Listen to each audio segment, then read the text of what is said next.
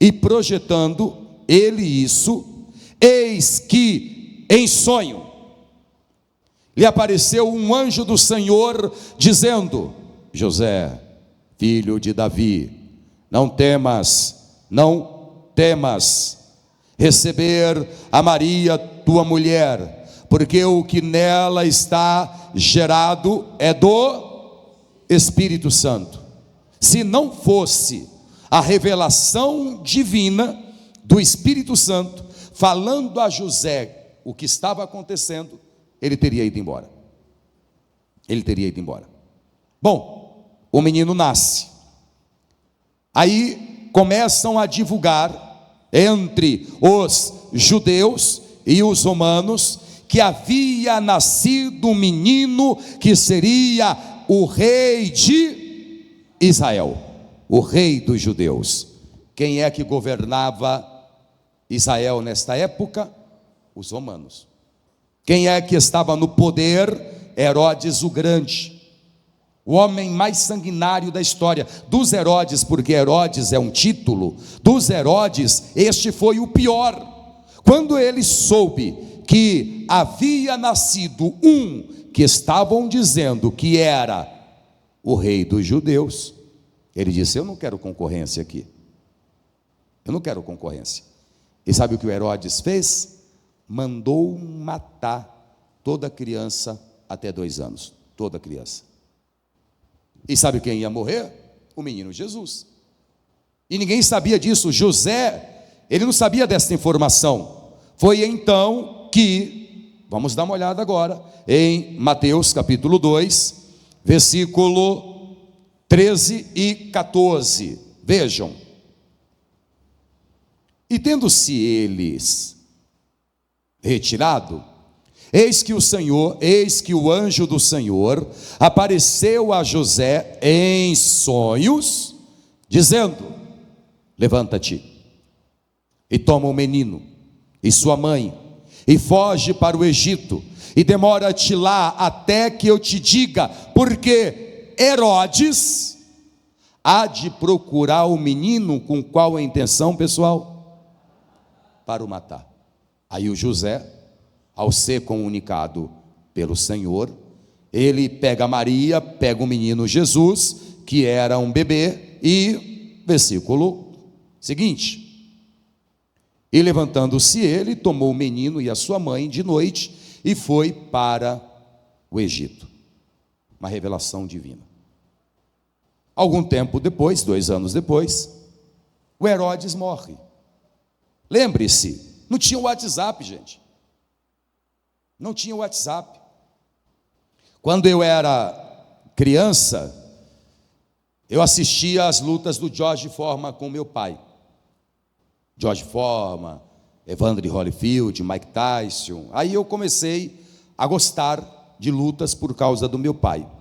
E o George Foreman em particular, era um cara que me chamava muita atenção. Tanto o George Foreman como o Evander Holyfield. Não sei se você sabe, mas eles são pastores. O Evander Holyfield também. O Foreman, quando tinha, ele estava no auge, ganhando muito dinheiro, e o Senhor o chamou para que ele fosse pastor. Você vê que coisa. E ele era muito rico, foi para saiu do boxe, foi para a igreja ser pastor. Os anos se passaram e o Foreman perdeu toda a sua riqueza. Ele ficou pobre, já não tinha mais dinheiro para nada. E segundo a biografia, lançaram até um filme dele, iam tomar o prédio da igreja. E ele não sabia mais o que fazer para levantar dinheiro, para pagar aquilo ali, para resolver o problema econômico financeiro. Foi quando, então, ele teve um sonho. Ele teve um sonho que se tornava novamente campeão mundial dos pesos pesados.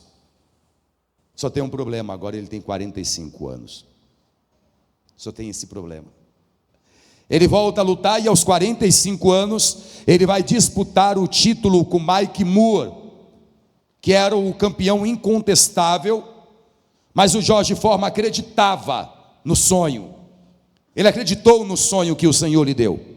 E ele vai disputar o título mundial dos pesos pesados, tendo ele 45 anos, contra um jovem que estava ganhando de todo mundo, mas ele tinha tido um sonho. Deus havia comunicado a ele. O George Foreman é esse camarada que passou aqui atrás, põe aí.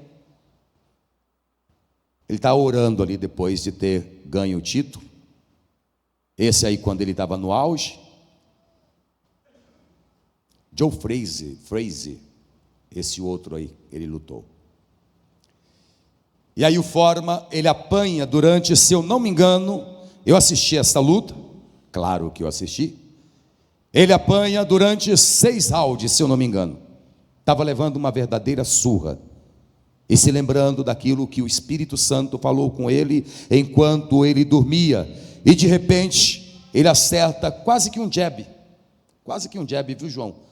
Não foi nem um direto, foi meio que um jab. Eu vou interromper o vídeo apenas um instante. E vou pedir encarecidamente a você, porque para você não custa nada. Mas para o canal vai ajudar muito. Para que você curta esse vídeo, comente e compartilhe. E também se inscreva. Vamos lá.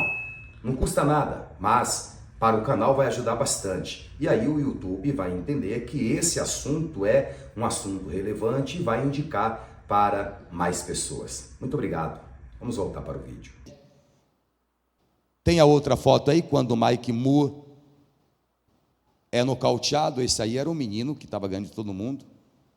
E ele volta para o round mesmo, meio que zombando do Foreman, sabe? Olha como ele estava barrigudo, 45 anos também, né? E aí ele acerta um, depois assista a luta no YouTube. Ele acerta um, meio que um direto, um jab. E o campeão vai à lona e não consegue voltar. E aí, ao invés dele comemorar, ele vai se ajoelha no corner. Põe a foto dele ajoelhado. Por causa do sonho que Deus deu. Você já teve algum sonho que aconteceu? Já? Quem aqui já sonhou coisas e o sonho aconteceu? Foi Deus comunicando ao teu espírito. Foi Deus falando com você. E por que eu estou te falando isso? Porque o meu amigo George Foreman faleceu recentemente. Até parece que eu ia lá falar com ele, né? É porque ele era pastor, eu tenho esse carinho por ele. O Foreman tinha acabado de falecer e já estava em todas as plataformas. Eu abri o Instagram, já estava lá a morte do ídolo. Abri o YouTube, já estava a morte do ídolo. Abri o Google, já estava a morte do ídolo. Por quê? Porque nós estamos na era da tecnologia. Sabe quem morreu? Herodes. Mas quem é que vai postar no Instagram? Não tinha Instagram. Ah, o menino dando risada que o Herodes morreu. Também um livramento desse, né, meu filho? Um livramento desse, quem não vai gostar? Quem é que vai avisar para José que a área está limpa? Deus. Dá uma olhada aí em Mateus capítulo 2, versículo 19 e 20. Vejam. Morto, porém, Herodes, eis que o anjo do Senhor apareceu no sonho a José no Egito, dizendo: levanta-te e toma o menino e sua mãe e vai para a terra de Israel, porque já estão mortos os que procuravam a morte do menino. Pastor, espiritualmente falando, quando Deus dá um sonho e o sonho acontece, é o que? É só uma visão? Não apenas isso. É uma palavra de sabedoria, e a palavra de sabedoria é quando Deus fala com a pessoa em sonho ou em visão acerca de algo que ainda vai acontecer. O meu pai ainda era vivo. E eu terminei de orar e fui dormir. Mal encostei a cabeça no travesseiro, eu tive um sonho. E o sonho era o seguinte: eu via o meu pai assentado no meio-fio, todo ensanguentado, o carro dele parecendo uma bola, todo destruído.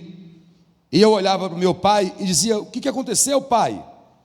E ele dizia: meu filho, capotei o carro na curva do entroncamento, mas olha aqui, estou todo ralado.